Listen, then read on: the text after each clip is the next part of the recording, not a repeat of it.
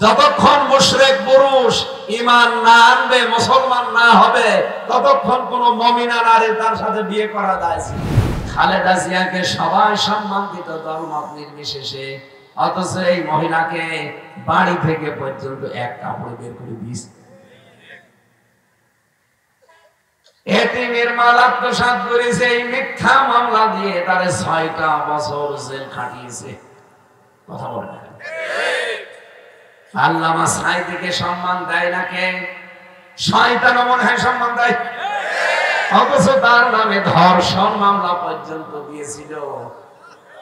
সর্বশেষ যে মামলাটা তার নামে ধর্ষণ মামলা ছিল, যে মহিলাকে সাজিয়ে নিয়ে গেছে, অ্যাডভোকেট তাজুল ইসলাম জিজ্ঞাসা করছে যে এই মেয়ে তোমাকে ধর্ষণ করেছে মাওলানা সাঈদী? বলে জি হ্যাঁ। তোমার জন্ম তারিখ কত, কত সালে তোমার জন্ম? বলছে 1975 সালে। ধর্ষণ করেছে কত সালে? 1971 সালে। অ্যাডভোকেট তাজুল ইসলাম ওইদিন বলেছিল, বিচারপতি এই নোটটা একটু লেখেন, এর জন্ম 75-এ, ধর্ষণ করেছে 71-এ, ওটা কি রুহের জগতে? এই ছিল মামলা দেশে, তাও সম্মানিত মানুষদের বিরুদ্ধে।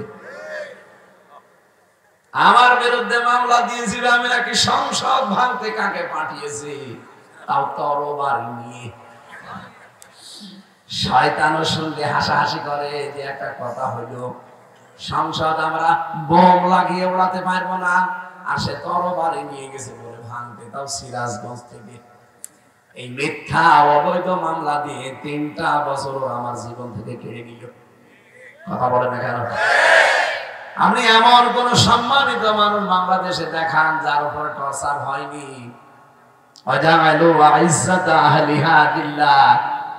আল্লাহ বলেন সম্মানিত মানুষদেরকে জালেমদের দ্বিতীয় টার্গেট থাকে কি করে অপমান করা যায়। তার মানে কোরআনে বর্ণিত সূরা নামল 19 নম্বর পারা 18 নম্বর পৃষ্ঠা 9 নম্বর লাইনের 34 নম্বর আয়াতের মাঝের অংশে এটা আছে। আমরা যা দেখতে পেলাম কোরআন অনুযায়ী জালেমরাই 2টা কাজই অলরেডি করেছে। আগামী থেকে আল্লাহর এই শ্রেষ্ঠ সৃষ্টি আশরাফুল মাখলুকাত মানুষ, এদের সম্মান যেন কেউ নষ্ট করতে না পারে, আমরা এই চিন্তা ভাবনা নিয়ে সামনে আগাবো ইনশাআল্লাহ। কথা আমার বোঝা গেছে নাকি তাহেরের মতো ভেজাল আছে? কোনো ভেজাল নেই, আলহামদুলিল্লাহ। কথা বোঝেন ভাই। দরুদ আর সালাম পাঠ করার মাধ্যমে আজকের তেলাওয়াতকৃত আয়াত খুব গুরুত্বপূর্ণ বিষয়। আপনারা আমাকে কোরআন থেকে কথা বলার জন্য নিয়ে এসেছেন, আমি কোরআন থেকেই বলবো। যদি কোনো আলেম থাকেন, যদি ভুল হয় তাহলে ধরবেন, আর যদি ভুল না হয় মেনে নেওয়া লাগবে। কারণ এটা তো আমি নিজে বানাচ্ছি না, আর আমার বাবার কথাও না। আর আমি যদি না বলি তাহলে আমার ওয়াজ শোনা যায় না। কথা বলেন না কেন? আল্লামা সাঈদী রহমাতুল্লাহ আলাইহি আমার শেষ দেখা যেই দিন, ওর পরে আমার সাথে আর সাক্ষাৎ হয়নি, 10 মিনিট পেয়েছিলাম। আমার মাথায় হাত দিয়ে বলেছিল, হামজা যদি চট্টগ্রাম আর খুলনা বিভাগে যেতে পারো, এটা খুলনা বিভাগ না, অন্তত এখানে যে মানুষকে একটু বলবা যে আমি সাঈদী জীবনে কোনোদিন কোরআনের কথা বলতে পিছপা হয়নি, তোমার আদেশ দিলাম কোনোদিন কোরআনের সঠিক কথা বলতে পিছপা হবে না।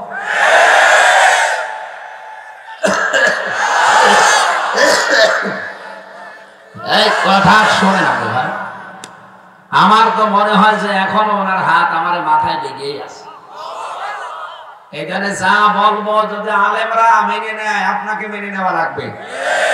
আর যদি ভুল হয় তখন বলবেন যে এটা ভুল হচ্ছে, এরকম ব্যাখ্যা দুনিয়ায় নেই। আমি আয়াত, পারা, পৃষ্ঠা, লাইন, রুকু, সূরার নাম, তাফসীরের নাম, হাদিসের কোন পাতায় কত পৃষ্ঠায় সব বলে দিচ্ছি, রেকর্ড করে নিন, বাড়ি যেয়ে মিলাবেন।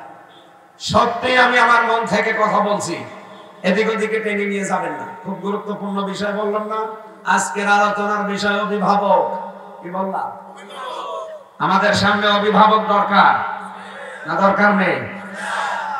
অভিভাবক ছিল না, যার যা মনে লিখেছে তাই করেছে। না, এটা আর চলতে দেওয়া হবে না। সামনে আমাদের অভিভাবক দরকার। অভিভাবক কে হবে, কেমন হবে, অভিভাবকের কি কি গুণ লাগে আজকের আয়াতে আছে। আমরা মিলাবো, যদি পাই আলহামদুলিল্লাহ, না পেলে ডিলিট। রব্বুল আলামিন বলেন ইন্নামা, এখানে যারা গ্রামার বোঝে, মা শব্দটা ব্যবহার করা হয় ইন্নার সাথে যদি, তাহলে বাংলা অর্থ দাঁড়ায় কেবলমাত্র, একমাত্র, শুধুমাত্র। ইন্না মানে অবশ্যই, মা মানে যদি আপনি জুড়ে দেন, তার মানে আমরা বেশি ইন্নামা, অবশ্যই, একমাত্র, অবশ্যই, শুধুমাত্র, কেবলমাত্র। ওয়ালিয়ুকুম, তোমাদের অভিভাবক, তোমাদের বন্ধু, তোমাদের দায়িত্বশীল হবে। এই পৃথিবীতে তিনজনের নাম আমরা আয়াতে পেয়েছি। সবাইকে যেহেতু কবরে যাওয়া লাগবে, এই জন্য বলছি মিলিয়ে নিন। দুনিয়ায় সেই কয়েকদিনই বেশি আছেন, আপনার বন্ধু, আপনার অভিভাবক, আপনার দায়িত্বশীল হতে হলে কয়জন? আরো জোরে। আল্লাহ রাব্বুল আলামিন বলেন এক নম্বরে আল্লাহ।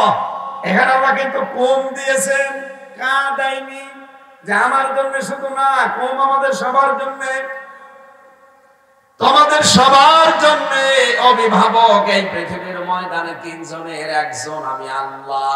দুই নম্বরে ওয়া রাসূলুহু, আমার রাসূল তোমাদের অভিভাবক, বন্ধু, গাইডলাইন দাতা। তিন নম্বর ওয়াল্লাযীনা আমানু, এই পৃথিবীতে যারা ঈমানদার আছে তারা তোমাদের অভিভাবক, পথ প্রদর্শক, তারা তোমাদের বন্ধু হবে, তারা তোমাদের দায়িত্বশীল হবে। তাহলে কয়জন পেলাম? এক নম্বরে আল্লাহ, দুই নম্বরে রাসূলুল্লাহ, তিন নম্বরে ঈমানদার। এখন ঈমানদার কারা? বাংলাদেশে তো আমরা ৯৬% ঈমানদার দাবি করি। আকাশাদেরই কাটা আছে, তারাই বলি আমরা ঈমানদার। ঠিক আছে, আমাদের কন্যা যেহেতু চলে গেছে, যার সাথে গেছে ওনার সাথে কিন্তু বিয়ে করা জায়েজ নেই, কারণ উনি আগা কাটা নেই। দাদা যদি এই বয়সে এসে আমাদের কন্যাকে বিয়ে করতে চায়, তাহলে মুসলমান হওয়া লাগবে। আর আমি কি এটা বানালাম? সূরা বাকারা 221 নম্বর আয়াতের মাঝের অংশে আছে, 2 নম্বর পারা 14 নম্বর পৃষ্ঠা 4 নম্বর লাইনে আছে, ওয়ালা তুনকিহুল মুশরিকিনা হাত্তা ইউমিনু, যতক্ষণ মুশরিক পুরুষ ঈমান না আনবে, মুসলমান না হবে, ততক্ষণ কোন মুমিনা নারী তার সাথে বিয়ে করা জায়েজ নেই। আমি এটা বললাম এই কারণে, কারণ ওরা এখন বিভিন্ন জিনিস এখন আমাদের কাছে চায়, বলে চট্টগ্রাম আমরা নিয়ে নেব। আরে আপনারা কি যৌতুক নেবেন? আর যৌতুক দেব কি করে? মেয়ে তো পালিয়ে গেছে, পালানো মেয়ে তো বিয়েই মানি না। আগে মেনে নেব, তারপরে তো। আর যার সাথে গেছে তার সাথে মানবো কি করে? ওখানে ফুল হাতা, আর আমরা হাফ হাতা। হাফ হাতার সাথে ফুল হাতা চাই যাবে না, সুতরাং ওনার হাফ হাতা হওয়া লাগবে। উনি যেহেতু ফুল হাতা, কালকে দেখেননি ম্যাক্রো কি করেছে, হাত মেলাতে পারছিল, দামই দেয়, ফুল হাতা হবে না, হাফ হাতা হয়ে আসেন, তারপর আপনার সাথে হাত মেলাবে। এই অপমানটা সারা ভারতবর্ষ এখন অপমান বোধ করছে। আরে ম্যাক্রোর মতো মানুষ, হ্যাঁ, ফুল হাতা বলে দামই দিল না। এই জন্য দাদা যদি শেষ বয়সে এসে কিছু করতে চান, আপনাকে মুসলমানই দেওয়া লাগবে। আর আপনার যা বয়স, এখন আমরা হাসাম পাবো কোথায়? কারণ এই পাকা মোটা সাওয়াদের মুসলমানি দিতে গেলে আমার মনে হয় বুড়ো হাসাম লাগবে। আর কেউ তো চোখ খুঁজেও জিনিস কাটতে পারবে না, চোখ বন্ধ করে কাটা লাগবে। বুড়ো মানুষ চোখ বন্ধ করে কাটতে দেবেন, শেষে আগা কাটতে দেবেন, বুড়া কেটে পারবে। এই জন্য আমার মনে হয় এ বয়সে রিস্ক না নেওয়াই ভালো। যেভাবে আসেন থাকেন, অন্তত আমাদের কন্যাকে আমরা ফেরত চাচ্ছি, ফেরত দেন, ওনারে আমরা আল্লাহর কাছে পাঠিয়ে দেব। আল্লাহ যা করে করুক।